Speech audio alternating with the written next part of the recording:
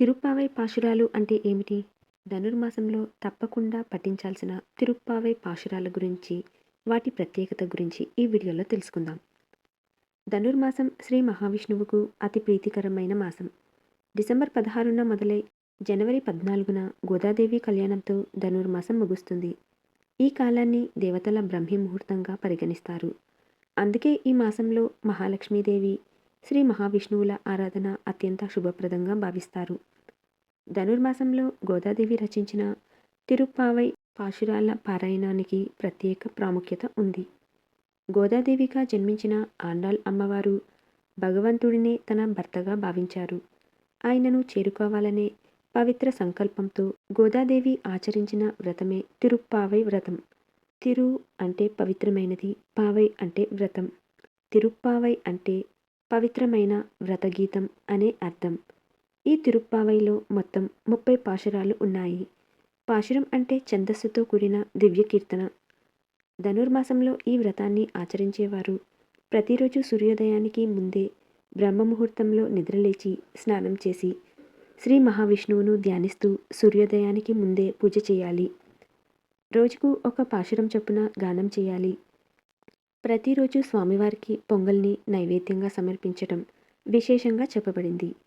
పెళ్లికాని అమ్మాయిలు భక్తి శ్రద్ధలతో ధనుర్మాస వ్రతం పాటించినట్టయితే త్వరలో వివాహం జరుగుతుందని నమ్మకం. ఈ వ్రతాన్ని ధనుర్మాసం తొలి రోజున ప్రారంభించి భోగి పండుగ రోజున గోదాదేవి శ్రీ రంగనాథ స్వామి కళ్యాణంతో ముగిస్తారు. 30 పాశురాల అంతర్గత అర్థం ఏంటో తెలుసుకుందాం. మొదటి 5 పాశురాలు తిరుప్పావైకి ఉపోద్ఘాతంగా ఉంటాయి.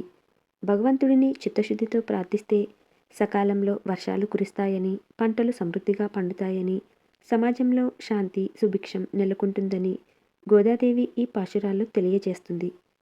6-15 పాశురాలు పూర్తిగా గ్రామీణ జీవన సౌందర్యాన్ని ప్రతిబింబిస్తాయి. పక్షుల కిలకిల రావాలు, ఉదయపు చల్లని గాలులు, పూలతో నిండిన తోటలు, వెన్న చిలుకుతుంటే వచ్చే సంగీత ధ్వనులు, గోవుల మెడలో గంటల సవ్వడి, ఇవన్నీ ఈ పాశురాల్లో ఎంతో మధురంగా వర్ణించబడతాయి. ఈ భాగంలో గోదాదేవి తన స్నేహితుల ఇళ్లకు వెళ్ళి వారిని మేల్కొల్పి నదీ స్నానానికి పిలుస్తూ శ్రీకృష్ణుని అవతార మహిమను కీర్తిస్తుంది. 16-20 పాశురాల్లో ఆండాళమ్మవారు దేవాలయానికి చేరుకునే దృశ్యం ఉంటుంది.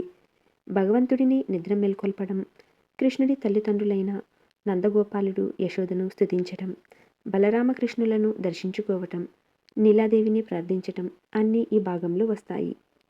21-30 పాశురాలు భగవంతుడి అఖండ కరుణ మహిమ అనుగ్రహాన్ని వివరిస్తాయి. చివరి పాశురంలో నేను విష్ణు చిత్తుని కుమార్తెను, ఈ 30 పాశురాలు నేను స్వయంగా రచించి గానం చేశాను. ఎవరైతే వీటిని భక్తితో పారాయణం చేస్తారో వారికి శ్రీ మహావిష్ణువు అనుగ్రహం తప్పకుండా లభిస్తుంది అని గోదాదేవి తెలిపింది.